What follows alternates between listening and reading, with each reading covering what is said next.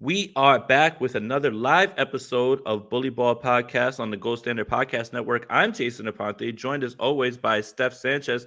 Steph, how are you? Hair's looking great.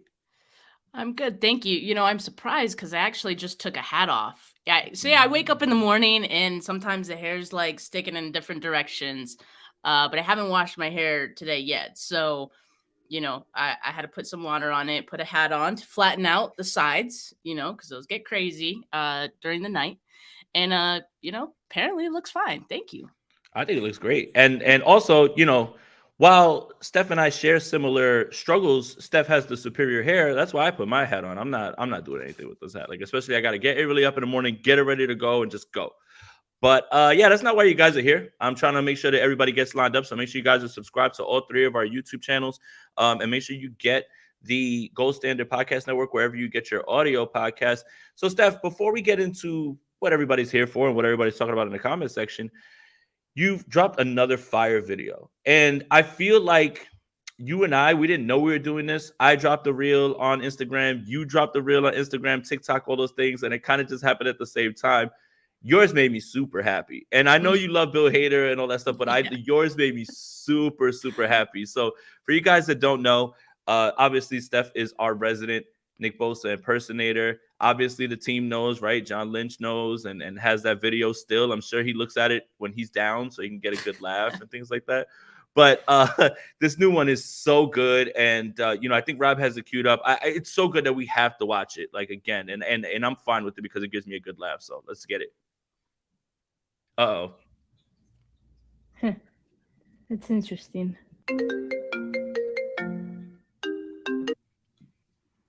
Hey, Cal. How you doing? I'm good. How's the workout been going? It's been good.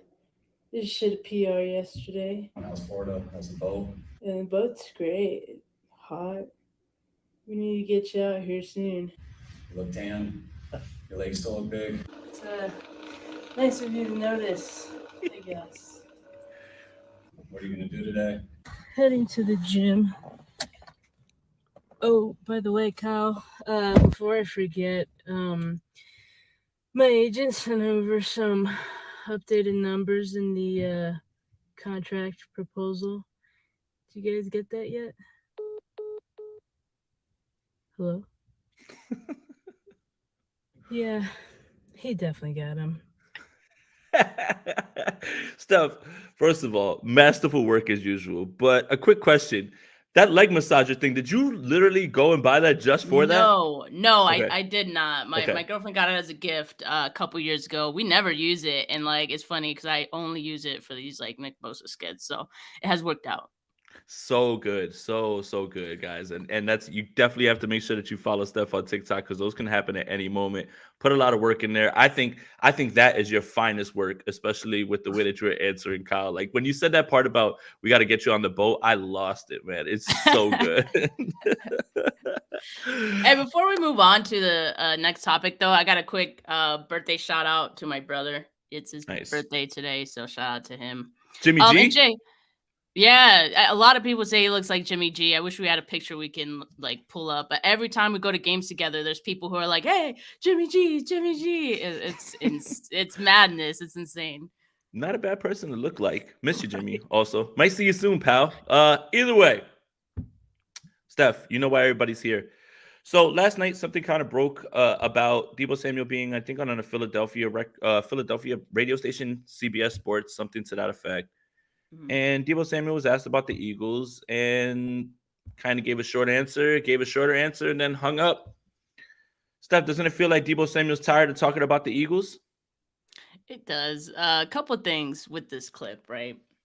One, I want to say that if any Eagles player were to be in that same situation where they were asked either about the 49ers or, the Super Bowl, and they ended up hanging up, and that clip circulated, 49er fans, Chiefs fans, everyone would be laughing at that player. And so I just want to point out, don't let the bias get the best of you. People are laughing at Deebo Samuel for doing this and just calling him, a crybaby or whatever you want to call it. I hate to say Eagles and the 49ers since the Super Bowl, since the NFC championship game. they're having a cry off, I fear. Like they're so in their feelings about what happened. Again, both in the Super Bowl and the NFC Championship game, respectively. And at this point, it's getting kind of lame. But that being said, those questions from that interviewer were whack. They were lazy. There's so much other stuff you could have asked Deebo. One thing I could think of is him talking about, last season being terrible for him. Talk about that. Talk about, Deebo and what's going on with him and all that stuff. So I get it. I get the frustration. Obviously, you could tell right away that he was frustrated. And as an interviewer, you need to be able to, at that point, pivot. Unless your whole spiel or your whole goal was to piss Deebo off. Maybe that was his goal, to get better content, because now that clip's circulating and is getting a bunch of views. Listen, New York Times said they're getting rid of their, sports reporting division. Maybe CBS should consider doing the same. Oh man, that's spicy. All right, well, we have the audio. Rob, pull up the audio so we can listen Pull it to up, exactly. Rob. Pull it up, Rob. Let's make sure that we see what exactly is going on. I also want to say this. Once I'm done, I got a little tangent to go on as well too, especially after I cooked the Eagles last week. It's so funny. So funny how this is continuing on. But Rob, when you're ready, you can pull that up. But I'm just tired of talking about them. They're not in a division. You're only going to play them once. You probably won't play them again. The idea that the Eagles will make it back to where they were with all these new players and Shane Steichen's gone. It's just they're kind of counting their chickens, and I guess you can in the NFC because it's so weak. All the guys have shifted over to the AFC, but Deebo's in a no-win situation here. If Deebo talks about it, oh, he's a crybaby. He's still crying about it. If he hangs up the phone, oh, he's a crybaby.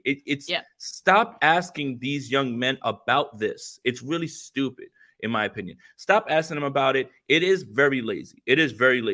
So anybody who wants to call Deebo a crybaby, whatever it is, you already just don't like the 49ers, or you're just trying to stir the pot at this point. Now, I will say this. Deebo isn't the greatest interviewer, right? He comes off standoffish at times. He gives short answers. Doesn't seem like he ever wants to really be there. That's another thing as well, too. But also, I have to kind of give it to Deebo a little bit more in terms of, hey, just say, listen, it happened. This is what's going on. We're focused on this year. See, I just gave a coach speak answer. See, I can just come off the top of my head, give a coach speak answer and just keep it moving. I don't want to talk about them. And let's also not also lie about the Eagles, and they've been crying about the Super Bowl. CJ Gardner-Johnson, Brandon Graham, we didn't forget about you. We haven't forgotten. You're still crying about the Super Bowl. So don't talk about anybody crying, because Steph is dead on. You cry, they cry Eagles cry. They've been crying. So I don't want to hear that either as well, too. It's really annoying. So Rob's got the clip. Let's play it. Deebo Samuel here with us. Well, something that is your call. I saw what you said about the Eagles back at the Super Bowl at Sirius, where if Brock Purdy didn't get hurt, you guys would have won that game by double digits. Why would that have been the case? I don't know. That's old. So do you not still believe that? I mean, I do, but I mean, we're not. That shit is we're not gonna keep talking about it. I mean, I said what I said. Gotcha. So then what happens this year when you play Philly on December 3rd? I don't know. Just wait till week 13, 12, whatever week it is, and we'll show you. Well, then you know how that's going to go down. You're going into Philadelphia. Those fans are going to be booing you loud. You have a message for Eagles fans? Hey, guys. Yeah?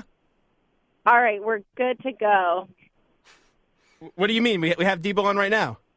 Yeah, I know, but we're going to head into camp right now. Are you serious? Okay.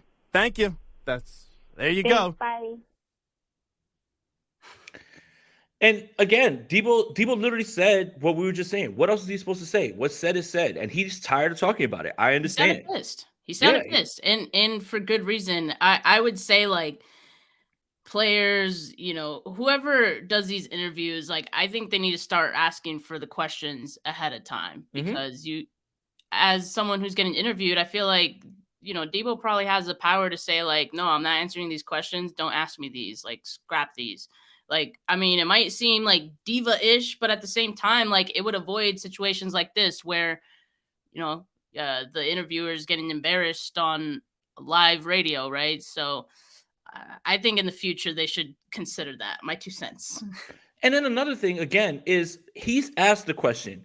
If during the interview when they're asking him, which they did, about the quarterback situation, about his season, all that stuff, If during that interview he's like, yeah, I can't wait to see the Eagles, that's rent free, him bringing it up. Right. And for a lot of people that are like, why are the 49ers still talking about it? Well, I was at the Super Bowl when Trey Lance was asked about the Eagles. He was asked about the Eagles.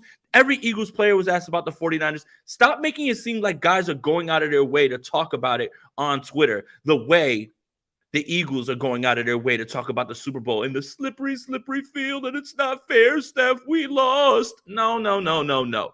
You're bringing it up. They're being asked. Whether Deebo answered it correctly or didn't is whatever, right? Because you still have to maintain some sort of professionalism. You have to understand that if you're going into a Philadelphia sports network, whatever it is on CBS Sports, that you're going to be asked something about it. Stop, man. Just stop making it seem like the 49ers are the ones talking about it. They're being asked about it. The Eagles are the ones talking about the Super Bowl, and they're crying about that. And you know what? I fear you're not going to get back. No matter how everybody says, oh, we're just going to get back. No, I don't think you are. Regression is on the way. There's a such thing as a Super Bowl hangover. It's hard for you to duplicate what you did last year, especially with some of the people that you lost up front.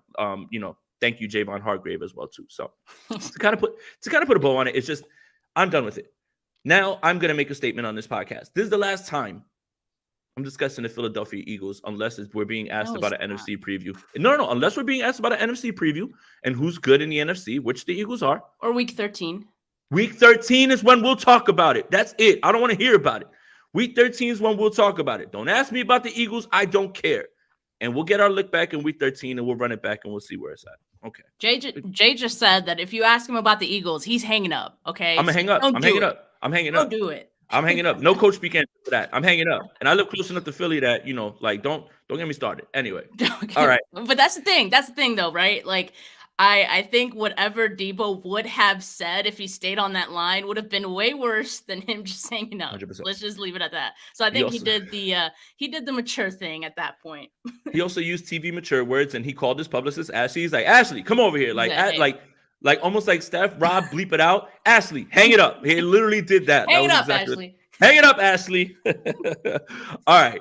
Hey, look, I know we're getting closer and closer to training camp. 2 weeks away. Dates are still not announced for whatever reason. We know when the guys are going to report. That doesn't mean that those are the days that they're going to be practicing. It's usually about 2 days after. So if I was guessing, I'm waiting to book a flight. If I was guessing, I would probably say the 27th is going to be your first day.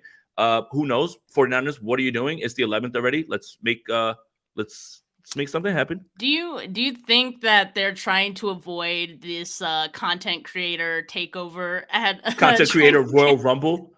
Yeah. They're like, oh hell, there too many of them are planning to go. I have bad news. Wait. I have bad news for people.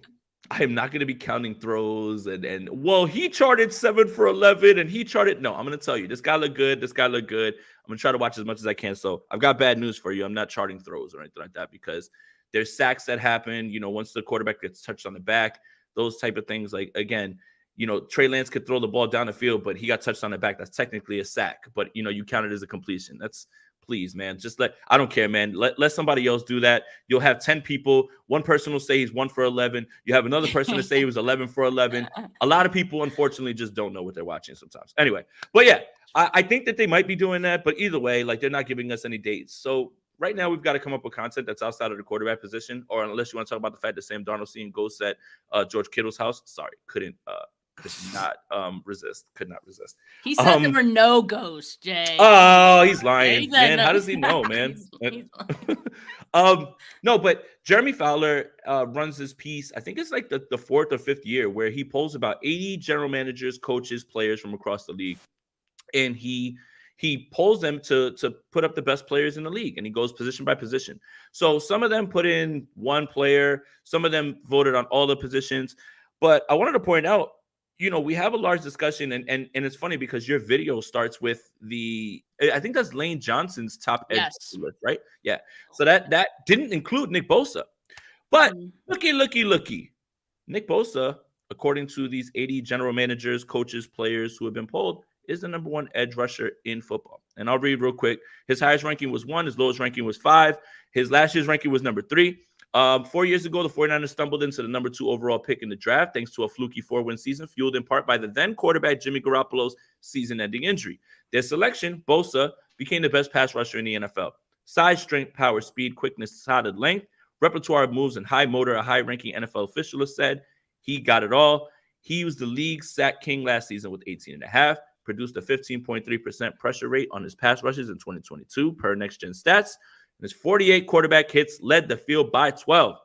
Evaluators say Bosa's leverage, get off, technique, attention to detail set him apart. He's just so fast and twitchy, and NFC exec said. He turns the edge so well and has a knack to get the ball back. He seems to make a game-changing play every week. Steph, you know what that sound is? It's the Brinks truck. Back it up. What do you think? Beep, beep, beep. Yes, sir. I mean, it's the truth, man. And that's why I was so, mad about him not being on Lane Johnson's top 5 list. And okay, sure, Lane Johnson has to play the Cowboys, twice a year. So maybe that's why he had 2 Cowboys on there. It seemed a little excessive to me, but come on, man. Nick Bosa deserves to be at the top of every list that includes defensive players, period.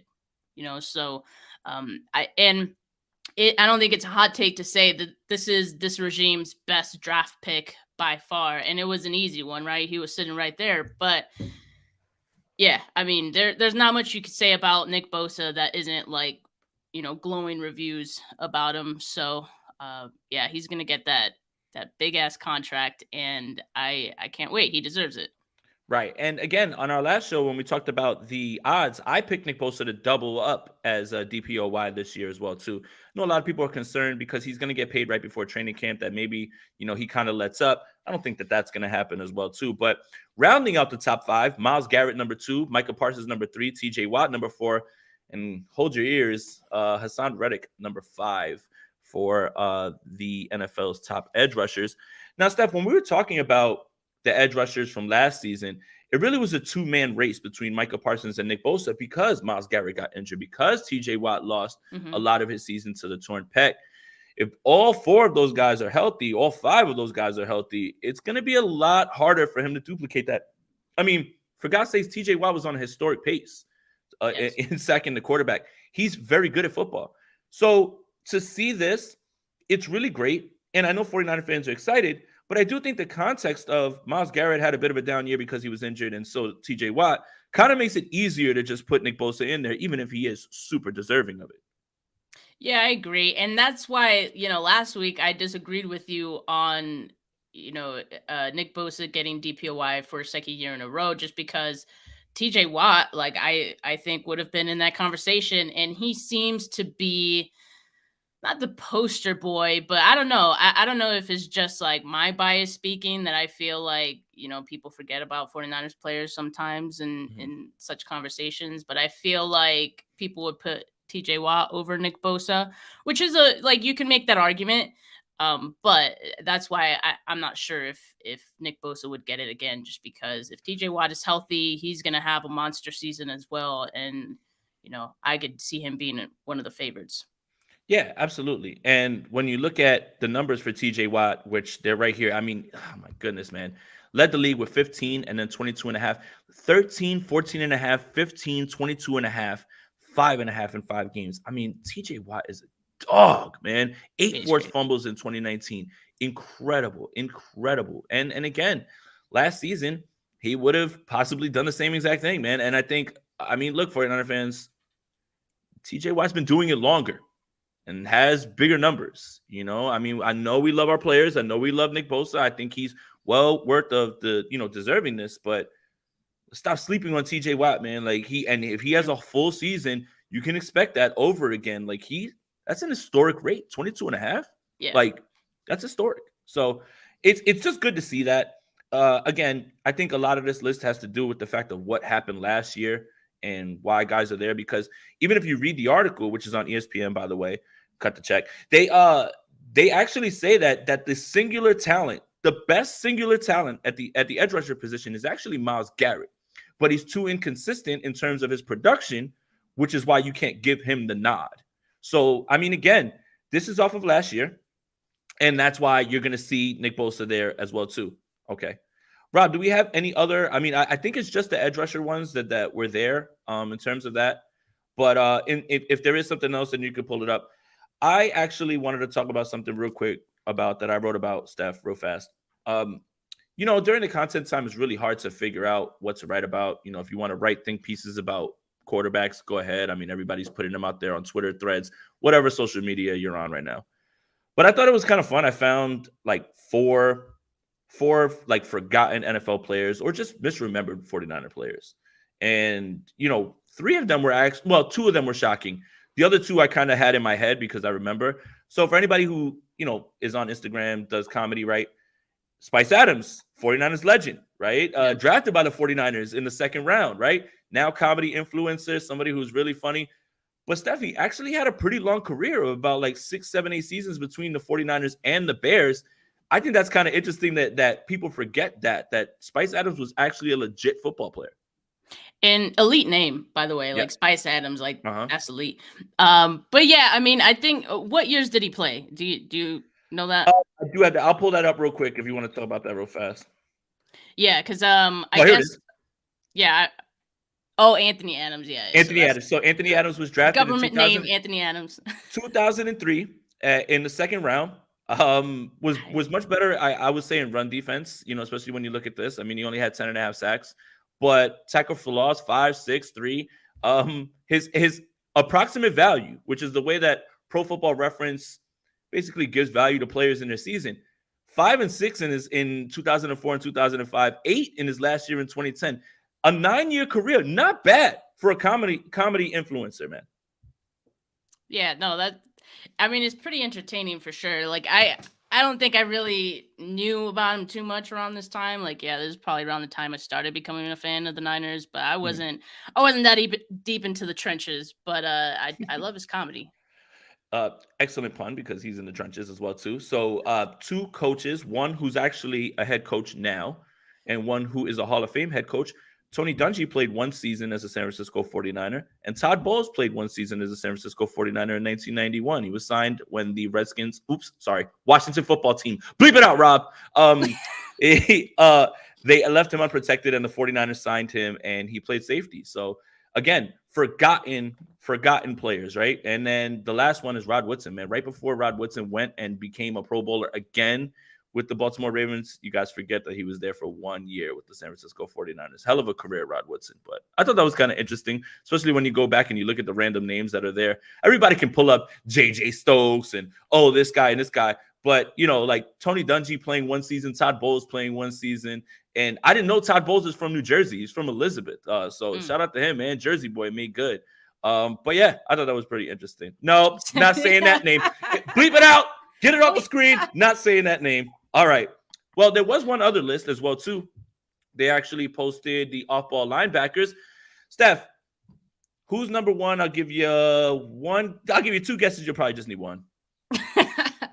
Yeah, I mean, who else than Fred Warner, right? And I love this because Fred Warner, you can make the argument about Nick Bosa as, best edge rusher, sure. But Fred Warner, it seems like you can't really make an argument about anyone else getting this spot other than Fred Warner. And I love that for him, and I love that for the 49ers. And it's true. I mean, he's the best at it. And so let's see some of the quotes that people said about Fred. He's the perfect new age linebacker, great against the pass, but can handle himself against the run. A big athlete with plus leadership and communication. That was from an AFC scout. Yeah, and I would say, I think Fred Warner kind of started the new trend of linebackers in the NFL, where after he got drafted, it was like, well, who's the next Fred Warner? Every year, right? It was like, who's the next Fred Warner? And he kind of, I think, started this sideline to sideline, trend for linebackers and just his particular skill set.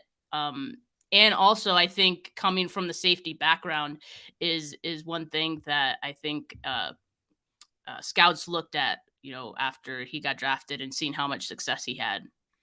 Yeah, and our good friend Jordan Elliott actually charted the Dallas Cowboy game in which he wasn't just like following CeeDee Lamb. He was blanketing him like from like literally mugging over the A Wild. gap and then jumping back. Like, I mean, that's obviously the safety background, but as big as he is as a linebacker to be able to do things like that is special. And again, I think to your point with Nick Bosa, if somebody wants to say TJ Watt's the best, if somebody wants to say this guy's the best, you can have an argument with that. There is no argument for any linebacker to be anywhere near the discussion with Fred Warner. So this one is super easy. In the beginning, the way that blurb starts was, I can't believe that someone had him ranked 3. And who is this person? Reveal yourself. and who are these other 2 linebackers that you feel are better than Frederico Warner? Because I don't know who they are. I don't think they're real. But Rob brings up a good point.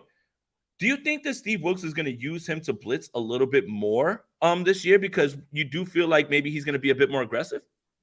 Yeah, absolutely. And actually, I've looked at this in the past, just Steve Wilkes blitzing numbers, and not only linebackers, but I think, of course, the defensive backs as well are going to get involved. I mean, the 49ers were 20th in blitz rate last season, but Steve Wilkes, as the Browns defensive coordinator back in 2019, he dialed up 35.3% blitzes, and that was 4th in the NFL. So, yeah, I think he's definitely going to be more involved. Also, as a Panthers defensive coordinator, Wilkes blitzed 44% of dropbacks, and that was 2nd in the league, and used defensive backs on 13.9 of those. And when you have a player like Fred Warner, you have to take advantage of that. So seeing those blitz numbers from Steve Wilkes, knowing that the 49ers have Fred Warner who can do it all, I think, yes, he's definitely going to get into that bag of tricks. Okay, and I'm pulling this up now because I definitely want to see who else was ranked number 1. Roquan Smith is number 2. His highest ranking was number 2. Tremaine Edwards was highest ranking was number 2. So that's 2. Well, it's a former Bear and a new Bear. Number 4, Matt Milano was 4th. Devin White was highest ranked number 2. Demario Davis is number 6. He was highest ranked at number 2. Shaquille Leonard is 7. His highest rank was 6. Nick Bolton from Kansas City, that's 5. CJ Mosley was 5 from the Jets. And Dre Greenlaw, number 10, but highest rank, number 3. Yo, that's wild. I don't know if I do all that, but that's cool. But you know what it is? And I was thinking this when we were talking about Fred Warner being unquestionably like number 1. When people look at linebacker rankings, they always, 49ers are always in the top 3. Why is that? Because of Fred Warner. He's pulling so much weight on this linebacker unit. It's not so much about Dre Greenlaw, although I thought he stepped up big last season. He had a great year, and I think he just continues to improve as a player. But let's be honest. I think the reason that he's number 10 on this list and someone had him as high as 3, it's the Fred Warner effect. Okay, and well, I guess this person, Jeremy Fowler, Greenlaw no longer plays in the shadow of Warner or any other 49er. He emerged as a standout in his 4th season, made a huge jump, relentless and extremely physical, and took a big jump in coverage. Obviously benefits from the guys around him, but he made so many big plays this year. There you go. Obviously benefits from the guys around him. 2 forced fumbles, tied him for 1st on the defense, has 127 tackles with the 2nd most. Greenlaw's minus 28 expected points added when targeted led all NFL linebackers. I feel like people don't know who he was for a while, but he's a major player, a Pro Bowl defensive player set. Wow. There you go. Yeah. So 2 49ers in the top 10. Today would be, I believe they're dropping cornerbacks. Oh, do we riot if Mooney Ward is not on this list? I'd be surprised if he was, honestly, just because, as a whole, the secondary unit for the 49ers last season, it feels like it was just yesterday. Last season, was the weak point of the defense, and everyone knew it. Like, especially casual fans or people from the outside looking in thought that the 49ers secondary, was bad, right? Because it gave up so many big plays. So I wouldn't expect Mooney Ward, as good as he is, to be on that list for that reason. I think 49er fans are going to be upset. Well, I mean, naturally, 49er fans are upset. Yeah. Naturally, 49er fans are upset. Doesn't take much. Doesn't take too much. Like, he could literally be number 1, and they would say, who ranked him 3rd? I hate him. They'd lose it. Okay, let's predict what the content aggregators are going to say. Oh, revenge ESPN, season loading. ESPN disrespects Mooney Ward, or Mooney. What is it? Mooney comeback season. Let him doubt. with the emoji of the smoke coming out of the nose. Yeah, exactly. That's always a good one. So we'll find out what ESPN does when they put it out. It should be out a little bit later. Yeah, Mooney Ward season loading. You know what? All right. I have a question, and this has to do with the 49ers. And look at us. I'm not talking about the quarterback. Look at us. Look at us. Who would have thought? Who'd have thought? Not me. The Colin McKivitz thing. I kind of want to circle back from last season when the idea of Jake Brendel starting, Banks is starting, Burford starting, and then you kind of know what you've got: left tackle, right tackle, Mike McGlinchey, Trent Williams. And now the 49ers really only have one sort of question mark. I mean, obviously there's questions as to whether Burford can take another step. Can Banks continue to improve? Can Brendel keep up the same sort of durability and baseline play that he gave last season? But should the 49ers have the benefit of the doubt when they say that it's Colton McKivitz when there's really no real backup plan in the building that you feel super excited about? Like Jalen Moore is an option, clearly. Possibly it could be Matt Pryor. Are the 49ers banking too hard on Colton McKivitz, or should we just give them the benefit of the doubt? I think we should give them the benefit of the doubt because they've done this before, especially with the offensive line where they get someone who isn't some high caliber player, and we doubt that that player is going to end up being the starter or the right choice. And they end up doing just fine. Jake Brendel rings a bell in that conversation, right? So I think they know that their scheme is able to, maybe elevate certain players to an extent, right? And certainly they feel that way about Colt McKivitz. But I think another reason to feel optimistic that the 49ers, trust what they have seen. Colton McKivitz was drafted by the 49ers. They've seen him for the last few years, and they've seen what he has become. And of course, he wasn't going to be starting over Mike McGlinchey, but the fact also that they were willing or considering trading Mike McGlinchey last season tells you they would have been comfortable with Colton McKivitz starting as early as last year. So I think that tells you that they have a lot of trust in him. And based on that, I'm going to trust the 49ers because they have seen him way more than we have. The fact that we haven't really seen him at all is what gives us pause and makes us second guess that this is the right choice. But I think overall it's going to be a good move for this team. Now, I also think the fact that there's a lot of continuity going into this season on the offensive line elsewhere, that's going to help Colton McKivitz too.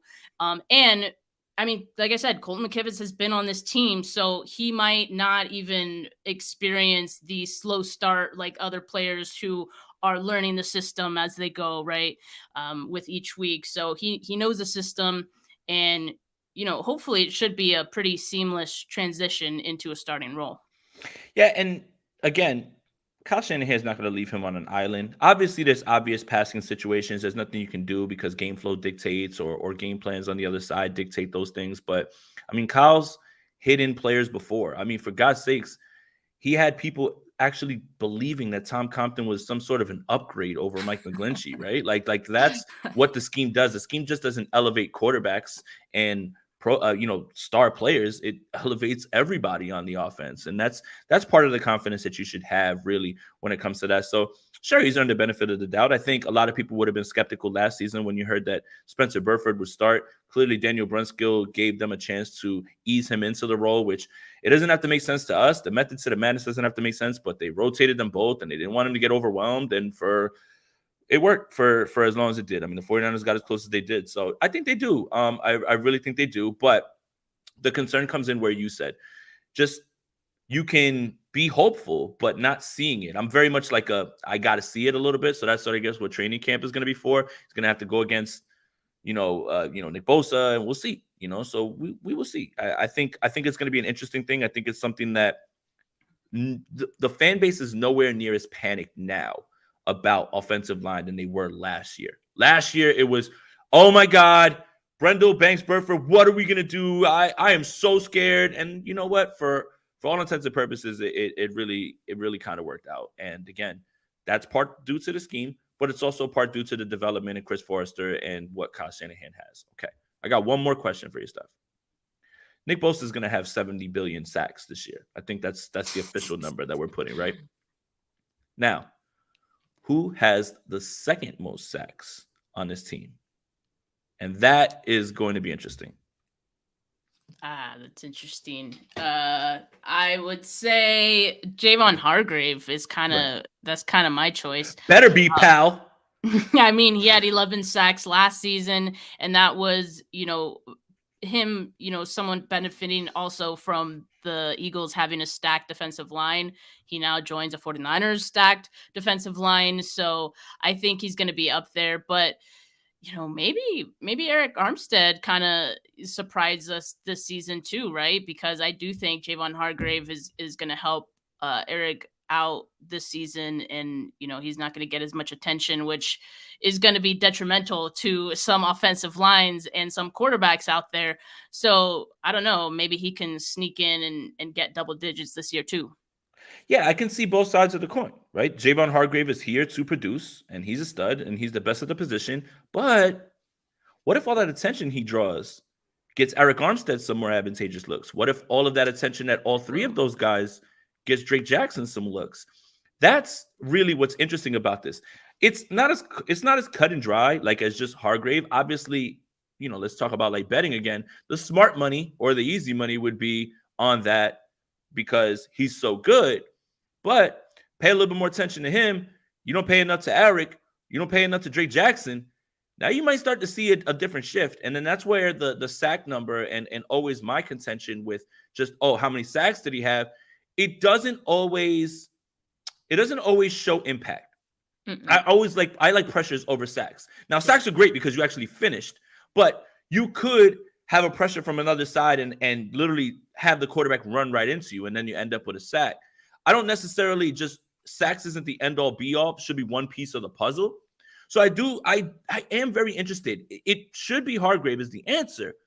But what if Hargrave demands so much attention that Eric Armstead gets all of these advantageous looks? What if they start moving Armstead around a little bit more? Maybe he gets on the edge when they can feel like they want to show some things, right? Like we even saw D'Amico kind of put Drake mugging over the C gap and then moving guys outside.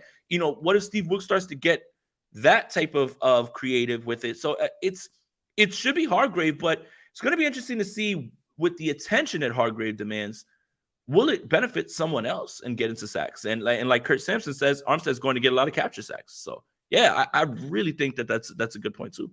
Watch it be like Clinton Farrell.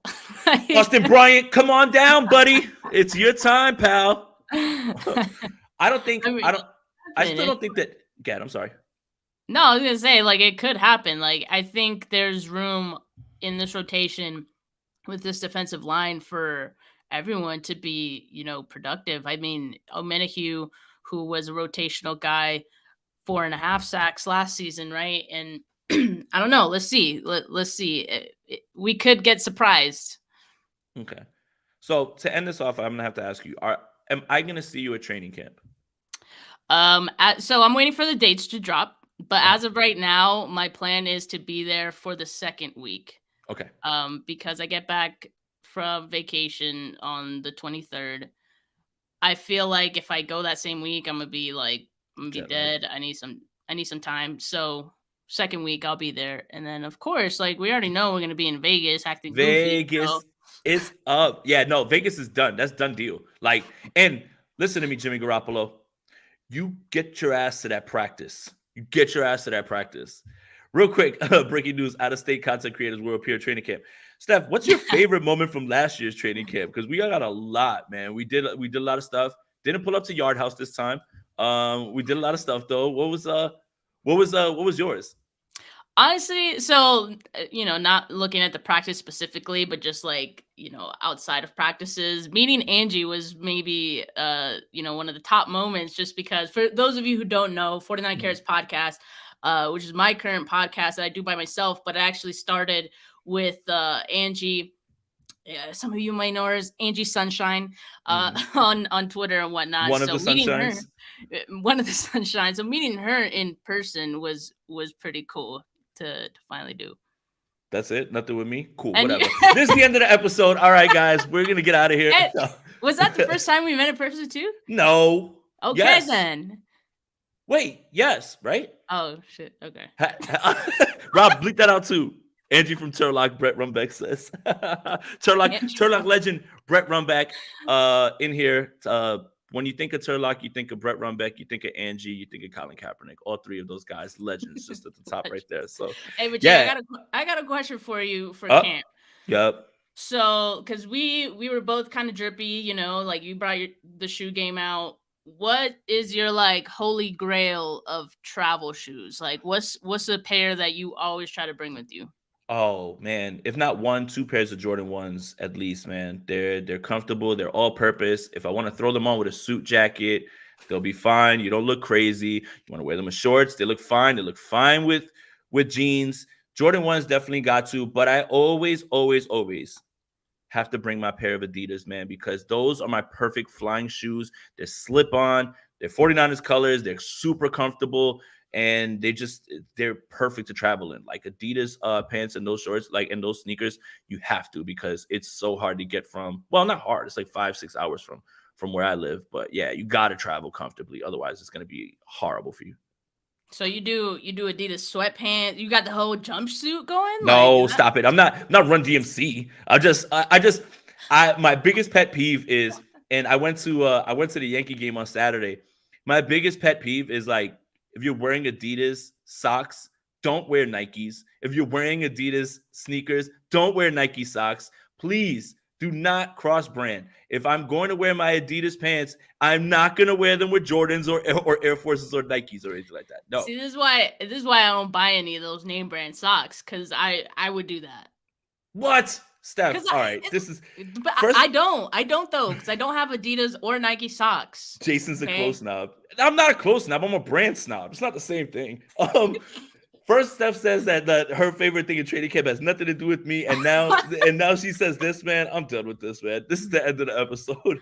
Hey, thank you guys for tuning in. Make sure you guys like this video on all 3 channels. Subscribe to all 3 channels. Subscribe to the Gold Standard Podcast Network wherever you get your audio podcasts.